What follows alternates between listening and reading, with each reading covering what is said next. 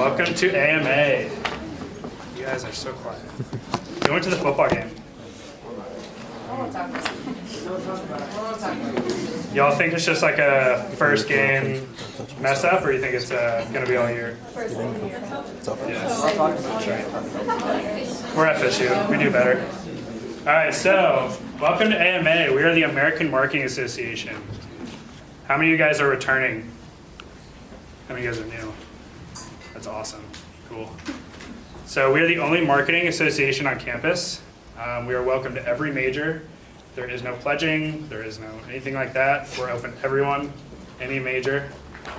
We have pretty much bi-weekly meetings with speakers in the industry. Could be entrepreneurship, could be finance, could be sales, but mainly marketing. We're going to teach you what marketing means. Marketing is a very broad umbrella. And today, Matt's going to tell you a little bit more about that. So we are the way to get an internship. We give you something to talk about in an interview. We are what you need to be doing if you're a business major at FSU.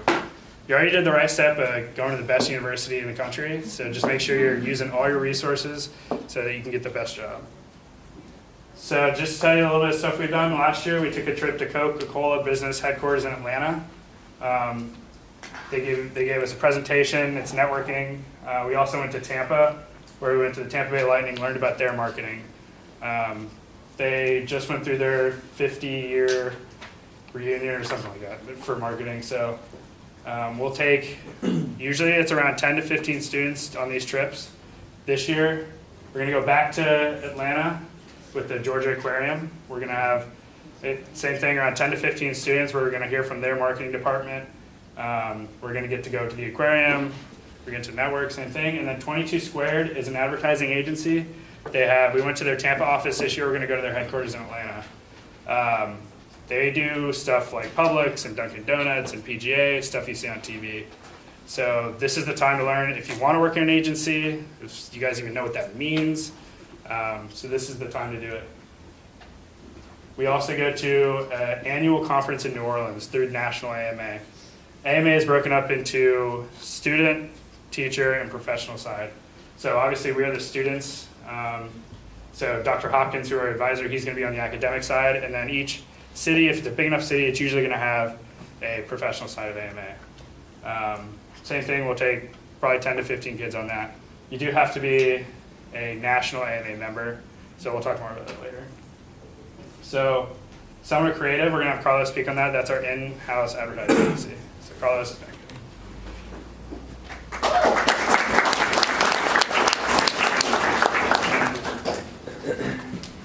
All right, hello. My name is Carlos Falsaroli, and I'm the director of Seminole Creative. Seminole Creative is basically, it's a student-run marketing association on campus. Our main goal is to help local businesses with any marketing issue that they have. You don't have to be a marketing major to join Seminole Creative. If you're interested in social media management, graphic design, video editing, any of that, you'll fit right in. It's a perfect way to taste what it feels like to be in a marketing agency, and it's also a great resume builder. So if you're interested or have any questions, you can meet with me after this meeting. Thank you.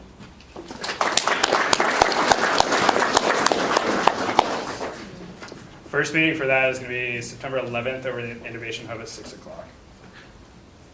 So, and then we're going to have Susanna talk about our case competition.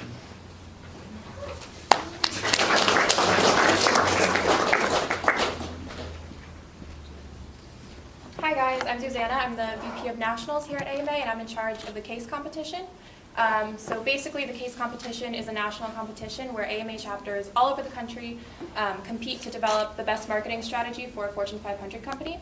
So this year we're sponsored by the Wall Street Journal, which is super exciting. Needless to say, this is a really good resume builder. You're gaining first-hand marketing experience. It's also just a great way to make friends and put your foot in the door, whether you want to apply for exec next year or just have an opportunity to attend the national conference in the spring. So our first meeting will be next Wednesday, September 12th at 6 p.m. So be on the lookout for that, and I hope to see you guys there. Thank you.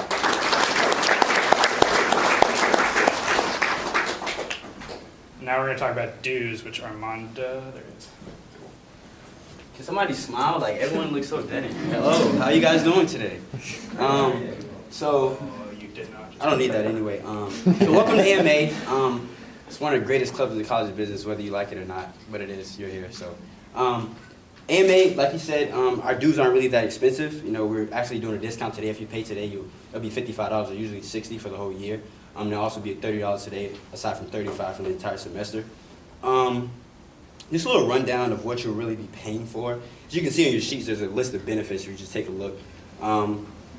We didn't really explain them on there because we really wanted to string them out. So basically, I'm in charge of fundraisers, budgeting, sponsors, you name it. Anything that deals with revenue is me. So, all these things that we do, from raffles to the fundraisers to, like going to Madison Social today, we just need you guys to come out and support, because without, the support and the sponsorship, we really couldn't do any of this. So that's one thing. The biggest due probably for the entire year is New Orleans. It's an awesome trip. It's a lot of people here. I'm not sure if everyone can go. Hope so. But the trip is usually around $200. It's kind of pricey, but it is worth it. I would say you have, a number of activities. From every hour you have a different competition that you can actually do. It's your choice whether you want to do it or not. I know some of the competitions we didn't even do last year because we didn't have a lot of people go. But there's, case competition, there's t-shirt competition, there's, marketing boot camps. There's a lot that you can really choose from. Not only that, you can add a lot of that to your resume and your repertoire. And just having that knowledge of, not just adding to your resume, I did this, but like, you get a real life experience of how marketing really works. I know before I came in AMA, I really didn't even understand how the industry of marketing worked, but it's way more intricate than you think it is. It's not just advertising and, pictures and, signs. It's analytics, it's backends, it's, software. It's way more than you really think it is. But at this conference, you really get a lot of that in one conference. In a 2-3 day conference is awesome. Also, we pay for the hotel, so not on our dime specifically. But we also, we reimburse for gas as well. So if you guys do want to drive, we're trying to get rental cars for it. So we're just really trying to make it as cheap and efficient for you guys as possible. So please look forward to that. Sponsorships and advertising. That was probably one of our biggest revenue shakers from last year. I'm not sure if we're still doing a t-shirt design competition. But basically, we had a t-shirt design competition last year where, students designed a t-shirt and we put all of our sponsors on the back. We sold a lot of sponsorship space to a lot of local businesses. We had a lot of sponsorships. I think Mr. Cool was a sponsor. Casanova's Barbershop was a sponsor. But even if you guys have any family businesses, any guys small businesses trying to get, the word out, please let us know. Our sponsorship packages range from $50 to $100, so they're not expensive at all. You get a lot in the package. We promote for the business on campus, off campus. We do all we can. College run in Seminole Creative. We do a lot through Seminole Creative with our local sponsors. So if you guys have any family businesses, small businesses that that could use a little, push in marketing and sponsorship, please let us know. Last but not least, I need help. Like, it's a lot of stuff. I do a lot, so if anyone is interested in a position, if you're a finance major, accounting major, you really want to get into, what it takes to run a real marketing agency. How many of you guys know how much like an average company spends on marketing a year? That's like, how much do you spend on marketing a year, Matt? Too much. Exactly. So, it's basically, it's the pusher for any business. Without marketing in the 21st century, your business is dead. Whether it's digital marketing or billboard, whatever it is, but like without marketing, your business is dead. So I need help, whether it's, finding fundraisers, when we go to New Orleans, I need people to actually look for restaurants for us to have dinner, just the small things I really need a lot of help with. If you guys are interested, just please let me know. But other than that, have a great year. My name is Armande Davis. It's nice to meet all of you. Thank you.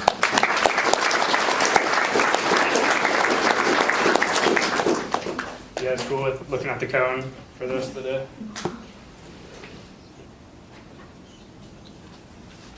Cool. So yeah, today, if you pay today, it's going to be $30 for the semester and $55 for the year. Just Venmo, that's the easiest way to do it. You'll get the t-shirt right when we get them in, so pay today.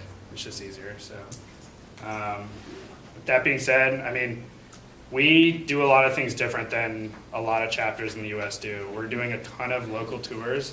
That's how I started in marketing. I came to one of these meetings when I was a freshman.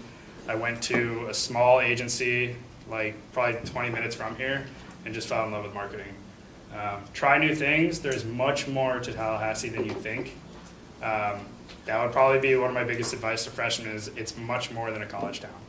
There's a lot more than the strip and pots and all that jazz. So just spend time, explore, figure it out. So actually, one last thing, and then we're gonna have Matt come up. If the rest of the exec just wants to say their name and their position, that'd be great. Hi, my name is Kristen Wood, and I'm the Vice President of MANY. Hi, I'm Melissa, and I'm the Vice President of Public Relations. Hi, I'm Susanna. I'm the Vice President of Nationals. Hi, I'm Rosalind, I'm the Digital Director. Hi, I'm Jordan. I'm Vice President of Programming. Hi, I'm Leah, I'm VP of External Communications. Hi, I'm Sarah. I'm VP of Membership and Internal Communications. They're what makes stuff happen. Sam, I'm the Creative Director. Thanks, guys.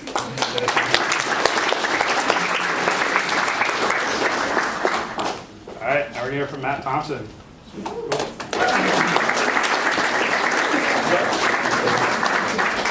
All right, how many of you owe dues? The dues. How many of you owe dues still? Sweet. All right, here we go. Raise your hand high. All right, I'll pay your dues. You got to answer a question. How many challenges has Madison Social had? Many doesn't count. Give me a number. No, 300, dude. We've only been open 5 years. 25. Nope. How about this? Closest to the pin, how many challenge drinks have we sold? Take a guess. 10. I'll pay your dues. Huh? 35. 35. 35. Oh, total challenges? Go. Who else? Write it down. If you want me to pay your dues, I'll pay them for you if you get it right. Got it? Sound cool? I'll pay 2 people's dues. Get the right number of challenge drinks or closest to the pin, and get the number of challenges right, and I will pay your dues. Got it? I'll pick somebody. And then I'll let Gabe tell you whoever it is. All right? And I don't Venmo, by the way. My wife does that shit. That's like Bitcoin or something. I have no idea. So, I'm a pretty informal dude, so ask whatever questions you want. I'll tell you a little bit about my story. Some of you heard it last year when they were like giving out free Chick-fil-A at this thing. So I got my undergraduate degree in public relations in 1999 from FSU. I went on and got my master's degree in 2000. It had nothing to do with wanting to get a master's degree. It had everything about wanting to experience a really good football team. We were really good at that time, and my business partner and I, my now business partner, who was my best friend at the time, just didn't really want to leave FSU. Whatever happened on Monday night was pathetic. We had more than half our plays go the other way. Having said all that, I went back to Orlando. How many of you from Orlando? Okay, anybody from like Longwood area? Cool, I went to Lyman High School. And I went on and I was a director of marketing for a very small software company in Orlando where I raised revenue 92% in 18 months. I left there and I taught. I taught at Valencia Community College. I taught at UCF for a few years. I taught public speaking. I did that when I was getting my master's degree, and I enjoyed teaching. To this day, one of my proudest accomplishments is I won an award at UCF for having the biggest impact on freshmen's first year. I left, long story, went into the private sector. I worked at a digital agency, about 50 people. Within 6 weeks, I was running 60% of the business. I left after some uncertainty with how they were paying me, as well as my wife was pregnant with my daughter Lily, who's actually just turned 11. And so she was pregnant with Lily, and she said, I'd like to not work if that's possible. Tallahassee afforded that opportunity. I moved to Tallahassee, never thought I'd come back. Also, my wife's a Gator. I don't like her for like 4 months out of the year. And that's like the dirty secret of Madso is the owner married a Gator. So we moved up here. My first year in Tallahassee was the toughest of my life. My wife had postpartum. I didn't even know what that meant. We went from a town where we knew people, a town she didn't know anybody. I didn't really know anybody. I worked all the time, you name it. I worked at the Zimmerman Agency.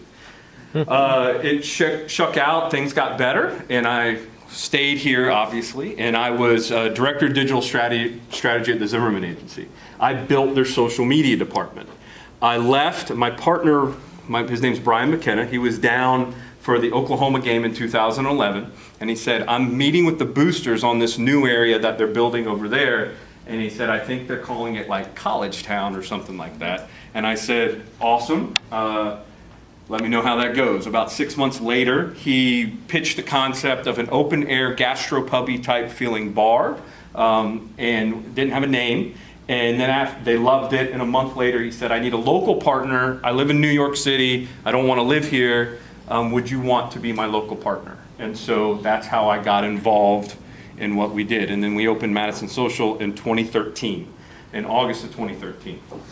We then, second project, so that went fairly successful. Our second project was social catering and events. There was a day in which, in April of 2015, where we did 1,100 people in-house, and then we did another 800 at the Turnbull Center for breakfast and lunch. Like, resources were spinning out of control, morale was at an all-time low, and we needed to fix the problem. So we fixed it by creating a company called Social Catering and Events. Social Catering Events is a tremendously successful catering company here in town now. I have two partners, as long as with my original one, who run it from the day-to-day perspective. We run a couple country clubs here in town and a couple other event spaces where we manage them for the event space owner. From there, we opened Centrale. Centrale was more about rent at MADSO. We renegotiated the rent at MADSO based upon taking over that space. If you remember, some of you might remember, there was a place, originally it was a sushi concept with the same people that owned that shithole cantina. They were out of Gainesville. Then they owned the sushi concept. That lasted 6 months. They then moved on. And then they let this guy come in with a concept called Moda, you might remember. If you were like 16 living in Tallahassee, you probably drank there every once in a while. Moda was a disaster of a neighbor.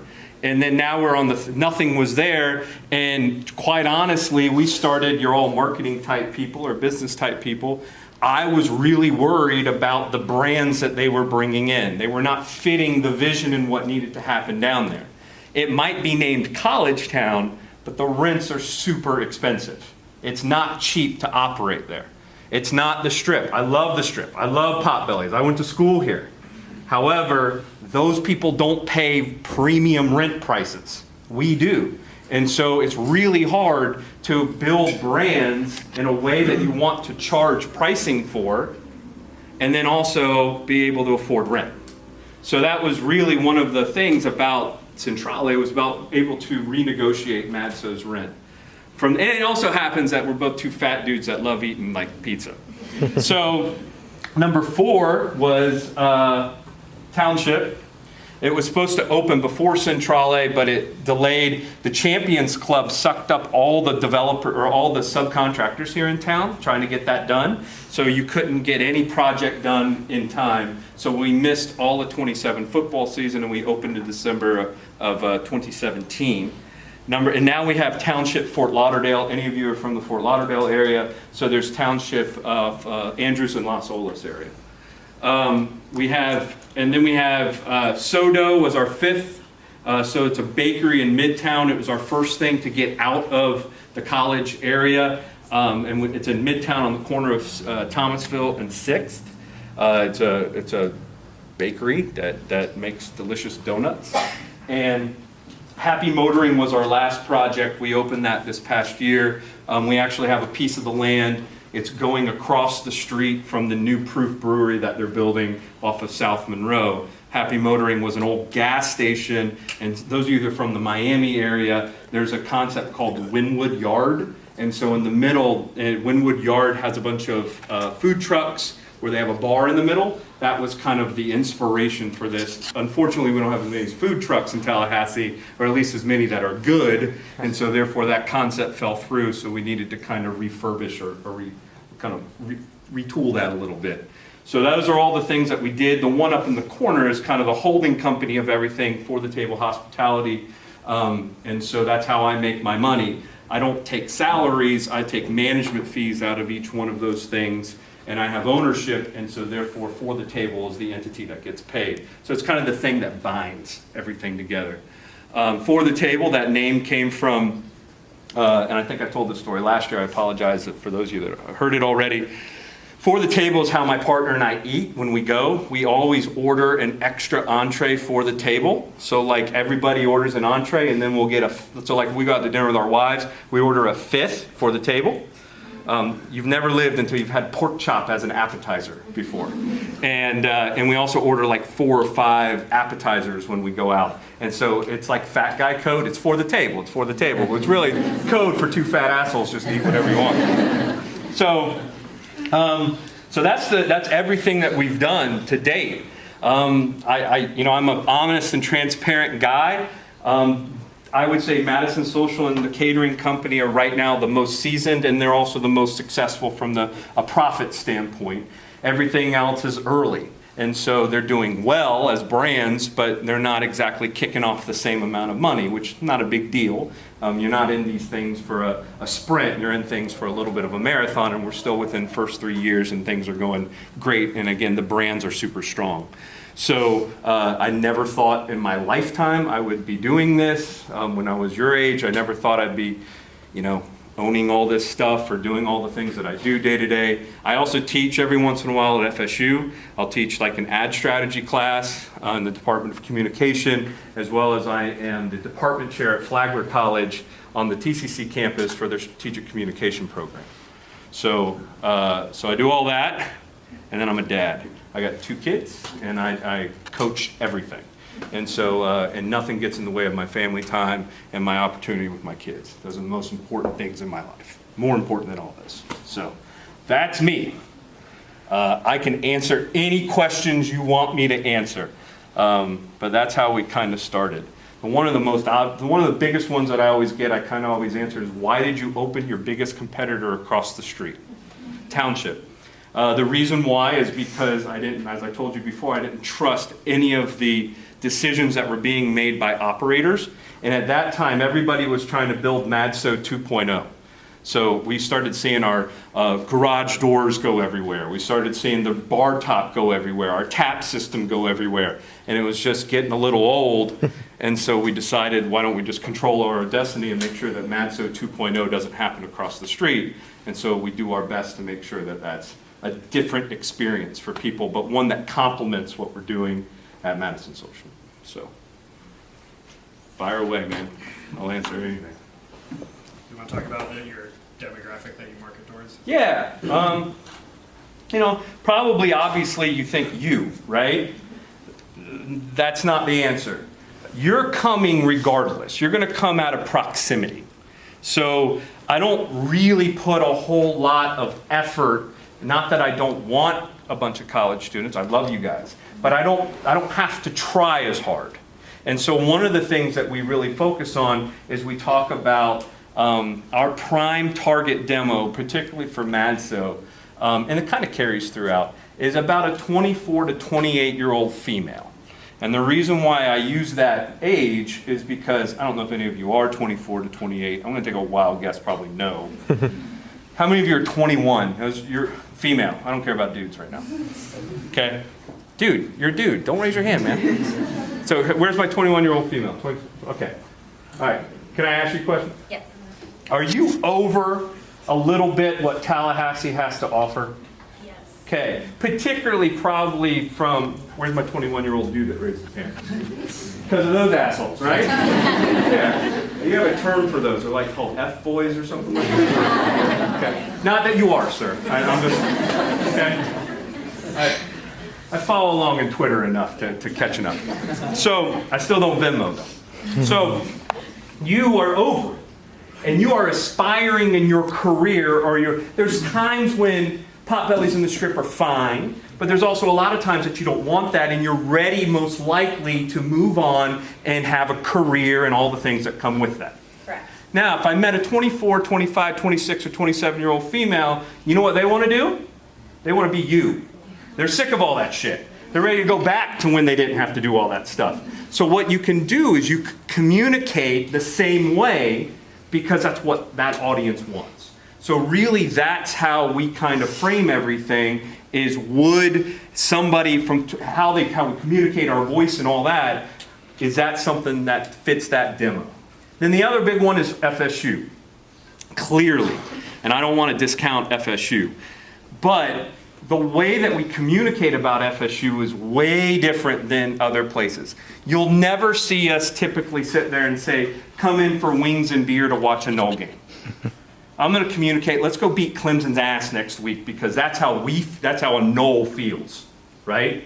And then all the things and all the conversation that you have. There's a local radio guy here I sat down with one time named Jeff Cameron. If you ever listen to his show, he does a great job. And he talked about, my person is the Knoll fan that feels it the next. I can see it in their eyes, the loss that we had. How many of you felt it on yesterday? Like you're sad, right? I mean, there's a different mood in Tallahassee. Unfortunately, we've become really accustomed to it in the last couple of years. But when you lose, there's a sad feeling, right? Well, you got to be able to communicate that same way. Could you imagine running around with a bunch of exclamation points? We're okay, guys. It's great. No, we're not okay. Shit sucks. It's not good.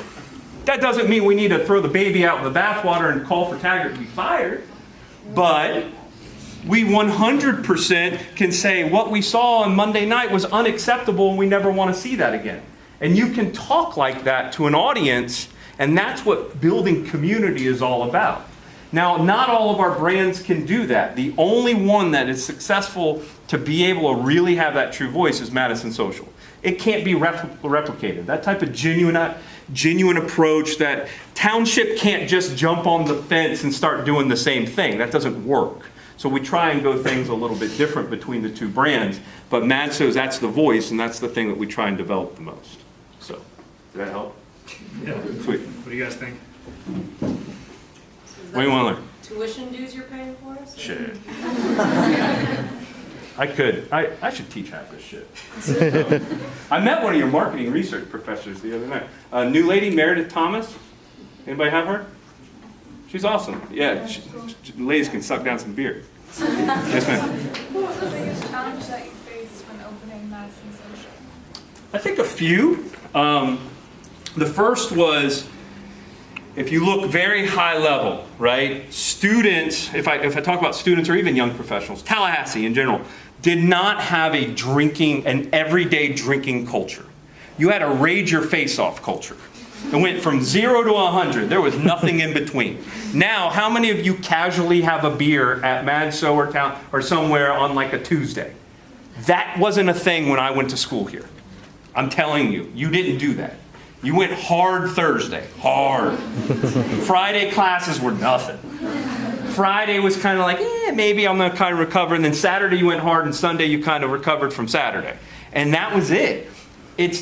I'm not saying that hasn't changed. Lord knows recess will produce that. But you 100%, that's a culture shift that you have to have. So that was the biggest one, was how do you do that? The second is, how do you operate in an area named College Town? That name sucks. It's really, when you think about it, not creative.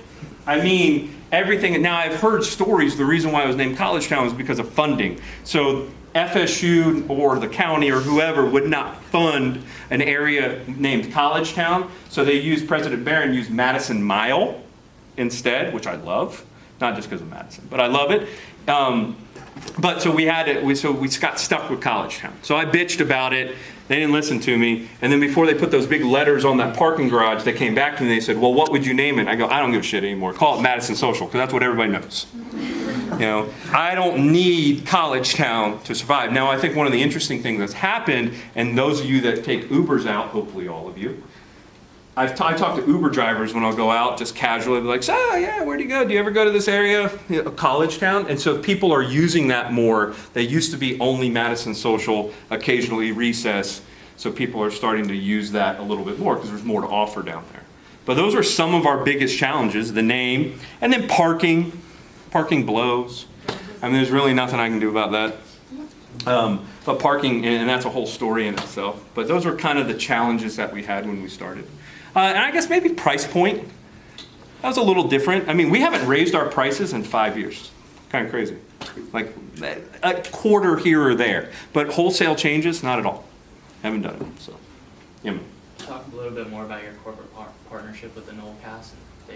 Yeah. So one of the things that we started doing I'm always looking for different ways to get a message out. Clearly, my background is not big media, traditional media. I don't really do any of it. Grads that created it, and we were one of the first to hop on, and it just made sense. And so therefore, and I love the casual style of how they did ad reads. It was more about connecting you and talking to you like on one-on-one, not some stupid 30-second ad read that sounds canned. And so I really appreciated that. And so it's grown since then. And I think what we offer to them is reciprocal. Like we talk about them as a partner, a true partner. It's not just we're buying media from you and we don't talk about it. And so we had a bar crawl with them on Sunday. We had over 300 people come out for a bar crawl from a podcast. So in my world, that's a pretty decent day. So, in which we've also launched a podcast.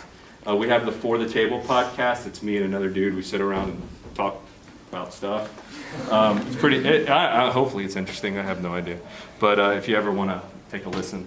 We had Mark Ziegler on last week. How many of you know Ziegler? If you don't know Ziegler in the Department of Communication, all of you will know him, hopefully, or your parents pray you know him, because he announces your name at graduation when you walk across the stage. And so Mark's a great Knoll, and if you want to start with an episode, that's a good one to start with. So, what else?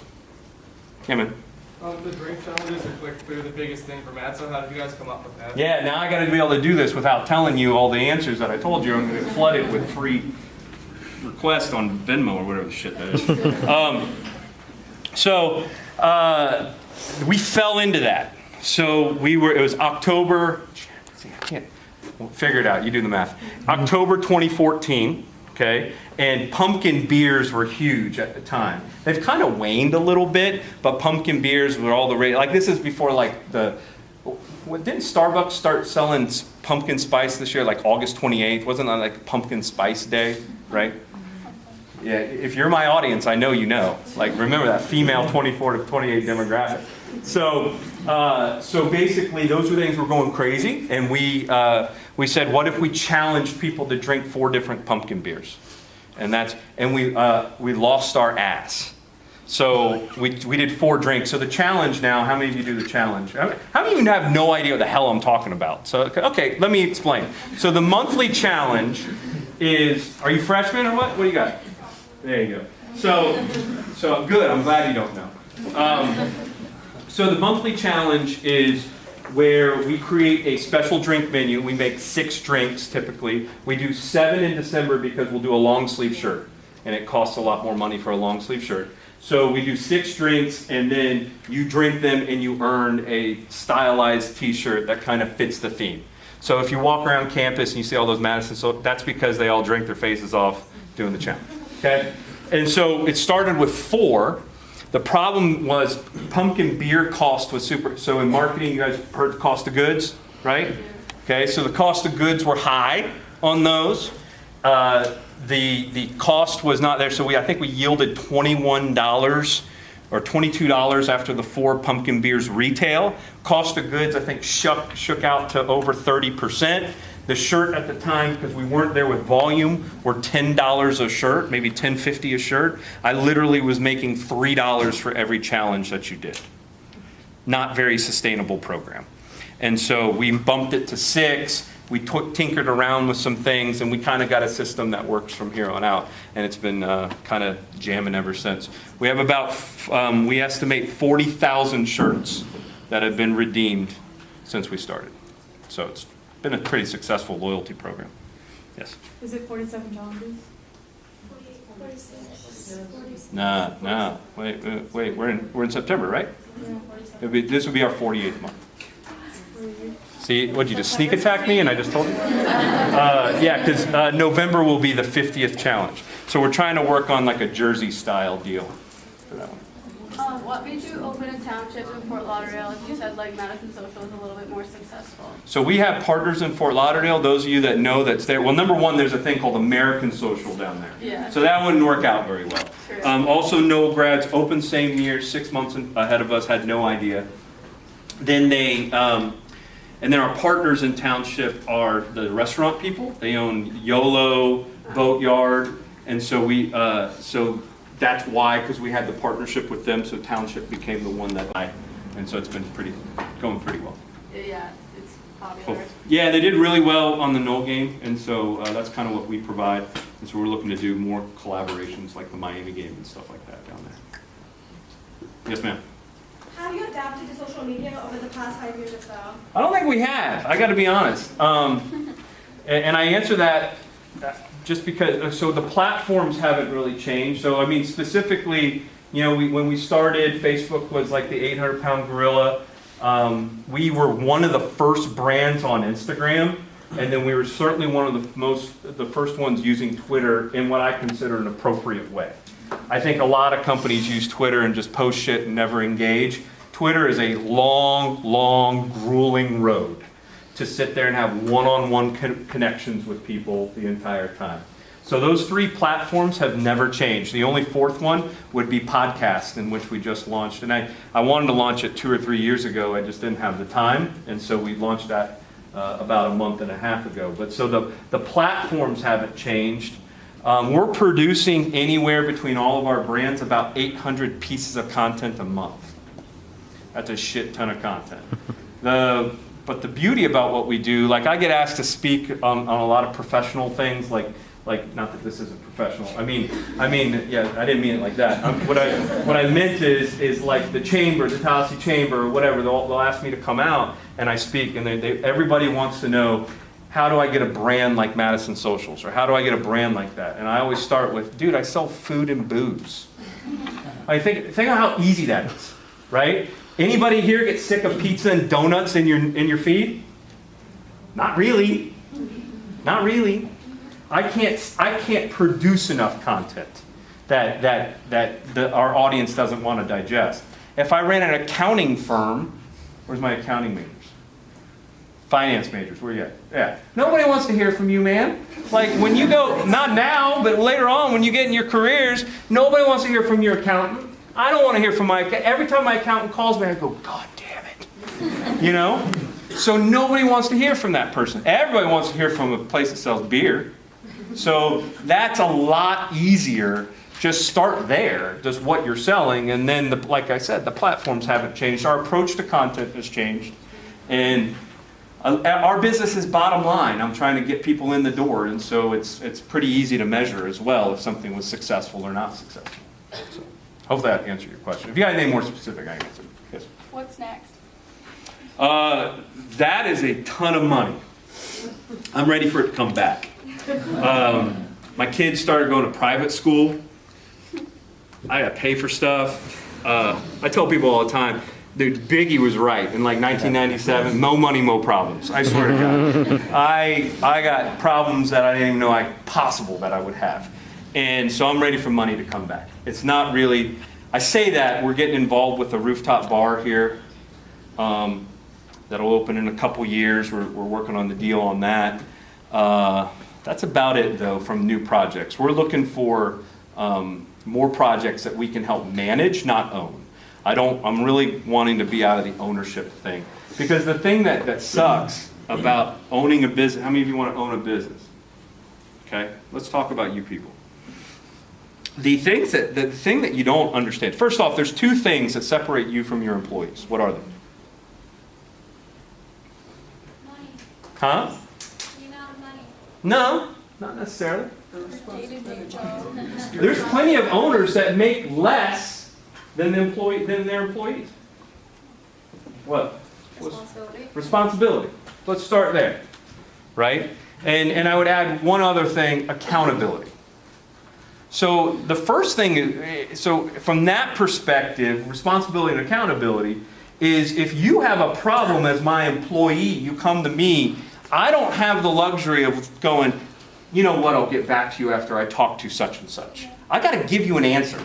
If not, I've now lost you in the whole process of that employer-employee relationship. You're no longer working hard. You don't think I care about you. All those things that, and really, let's tie this back to marketing. How many of you have learned the marketing mix? What is it? Place, promotion, product, price. Who said people?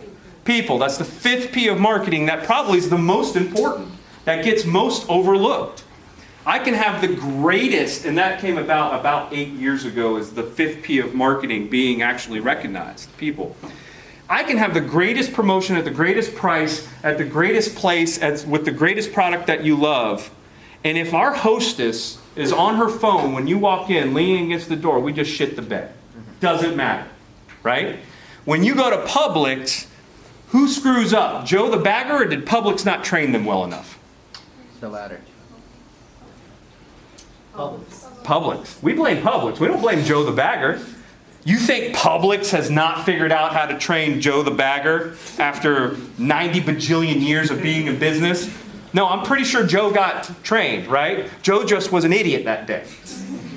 But we blame the brand. That's why people are so very important to everything that you do. So the first is accountability and responsibility, right? Second is risk.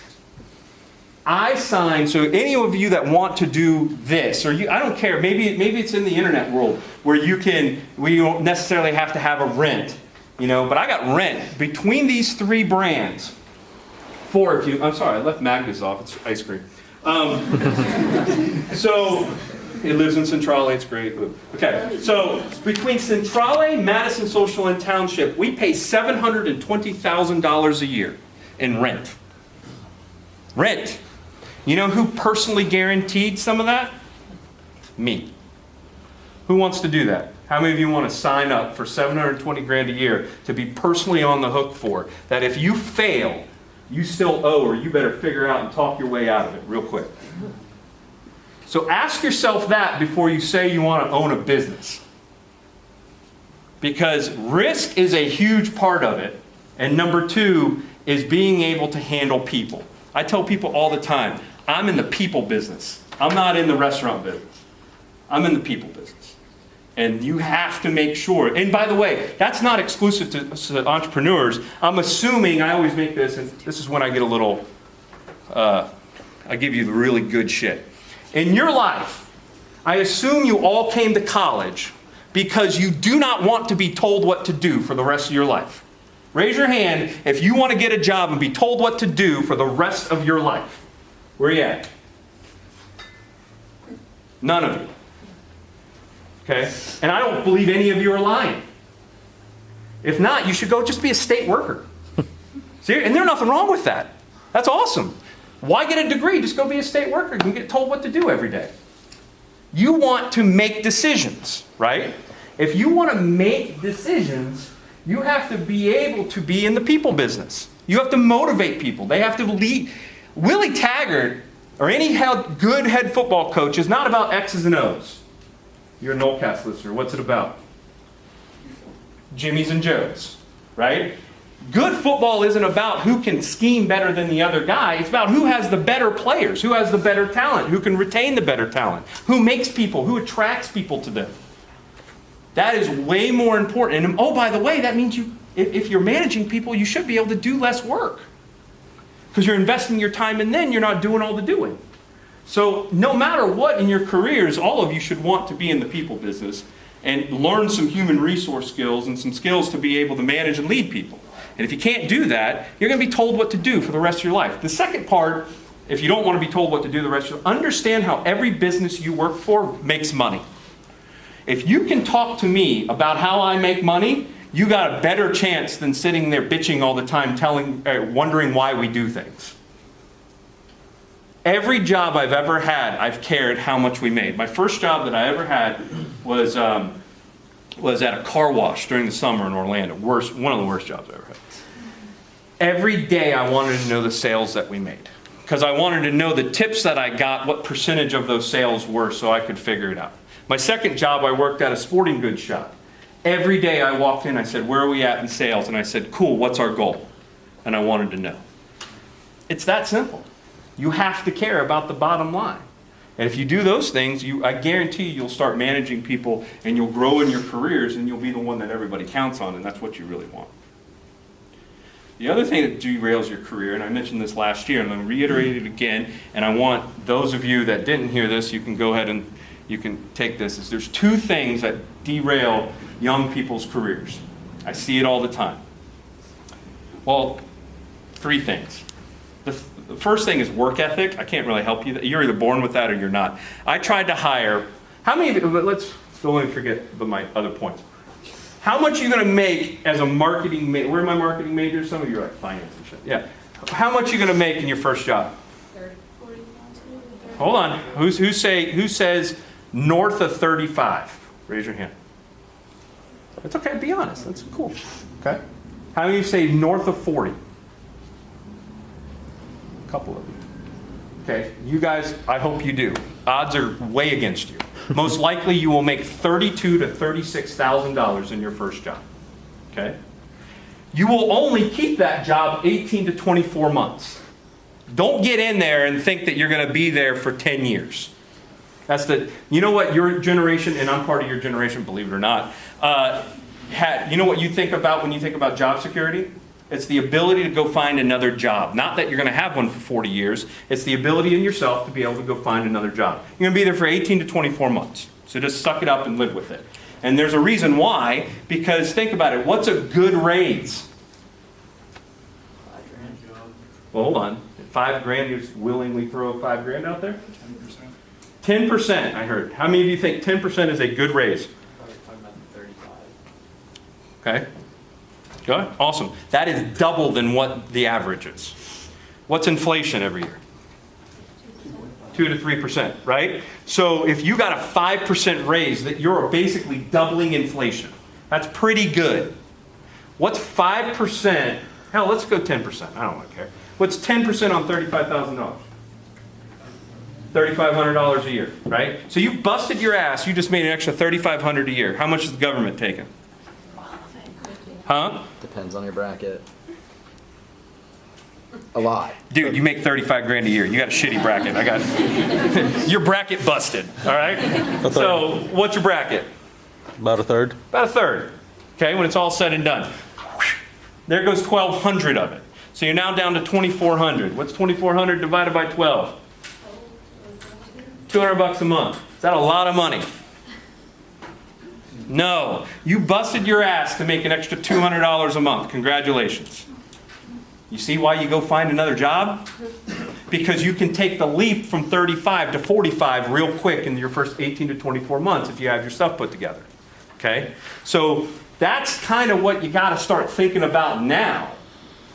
And that trickles to the second thing, that 100% that derails people's career. It's trying to out-hustle yourself. If you have bad financial habits, you cannot out-hustle yourself. I can tell you that now. I tried. At age 30, I had 2 homes, I had 2 mortgages, 3 if you include the second. I was one of those people that was able to, your parents probably did this, or you heard about us in like the mid-2000s when you just walked into the bank and you go, I'd like to have a house. And they just handed you one, right? I did that, and I did all these things, and guess what? I just couldn't out-hustle myself. And I got to the point where my expenses were too high, and I couldn't make any more money fast enough. Something had to give. Well, what had to give was my habits, and my wife's habits, and the way that we did things. So we changed those, and you can do that now. You can make solid decisions now and get into good financial habits. Because I just told you, even if you get a good raise, it's only an extra $200 a month. It's hard to out-hustle at $200 a month.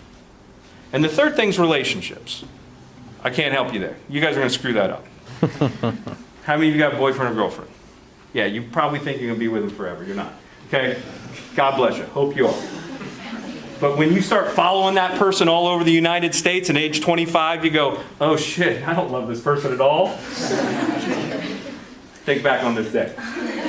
Okay? But you're going to make those bad decisions. And that's okay. That's fine. That's not a big deal. That's out of your control. You're following your heart. That's awesome. You can't control those things as much, but you can control your spending habits and your work ethic. I tried to hire somebody for an events manager. It was an entry-level position. That's what we were hiring for. I was offering $35,000 a year plus some commission that easily would get this person to $42,000 a year working for these brands at where you drink and eat and free lunch every day. Not a bad gig. You know what happened? I interviewed 4 people, hired the 4th. First person told me they don't want to work that hard. Second person said, I'm not sure if this is a good fit for me. I got news for you. You're 22. Nothing's a good fit for you. Okay? Number 3, you don't even know enough yet. Be open to failure. Be open to finding out what you don't want to do. Okay? And the third person said, I have a fear of being overworked. It was everything that your generation gets shit on in 3 different interviews. Right? The fourth person I hired, she quit in day 3, goes, I don't think this is a good fit. I went out and I hired somebody for an extra $13,000 that was older, that I didn't have to deal with the crap. I'm at the point now, I would rather spend the money to get somebody more seasoned than to deal with some of the stuff. So that's work ethic. And really, when you're doing an interview, that's what you got to be able to tell me in 15 to 30 minutes. That's hard, right? An interview's like bad or really good poker, really at the end of the day. I'm sitting there, you're like, I'm put together, I'm not a mess, right?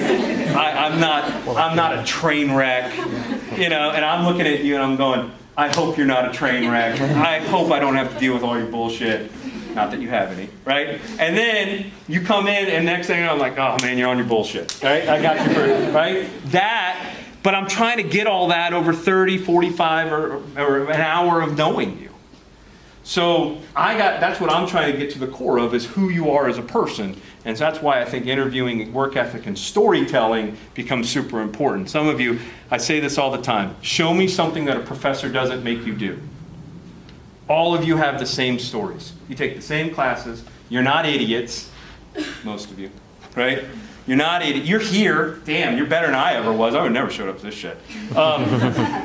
You work hard. You're put together. All those things, right? So what are the stories that you're going to tell me that separates you from the person next to you? I don't know what that is. You got to figure out how to tell that story. And that's kind of what you need to be figuring out. Where's my sophomore at? Where you at?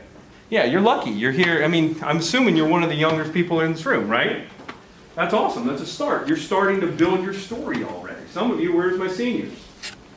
The storytelling needs to probably have already happened. Okay? And you got to start developing that a little bit. And guess what? You'll get a job. And that's what it's really all about. And don't be afraid about doing something you don't really want to do. I've done a lot of shit I don't want to do. I'm rich. What else we got?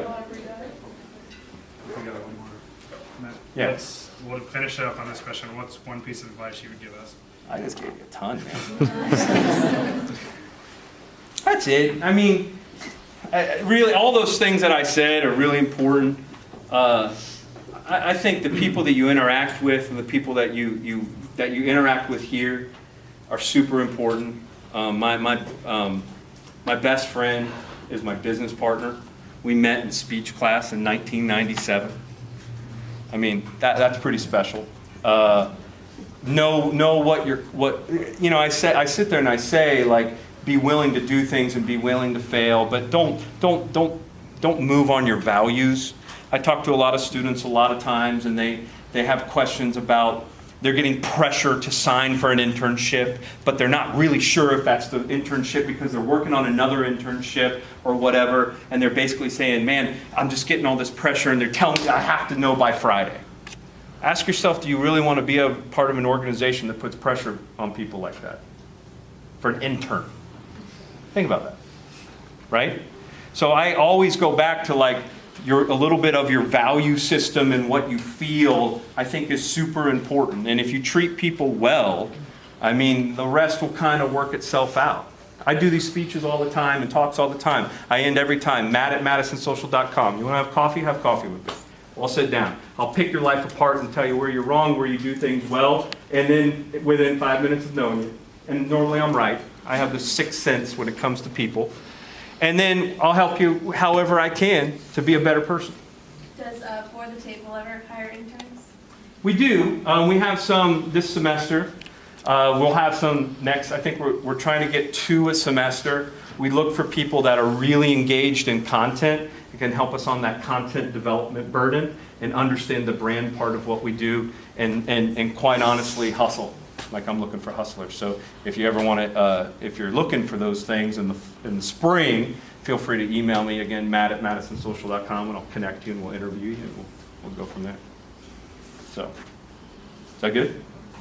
Any other questions? Yeah, man. Will you be here for Seminole Futures? What's that? The 27th. It says Oh, that's that thing, right? Yeah. I don't go to any of that. No, I don't need to go to that. I got stacks of resumes aside. But no, 100. I will. Like I said, if there's anything you want to do, you want to sit down and have a chat, I'll gladly do it. I sit down with students all the time. If I have time, I make myself available. I kind of I love this university. I want to see people succeed from this university. That's the most important thing to me. Did FSU pay the air bill, is my question. Yeah, for real. Holy shit, it's hot. Yeah, you guys are skinny. I'm a biscuit south at 275. I'm up here dying. All right. Anybody else? Sweet, man. It's great meeting you guys.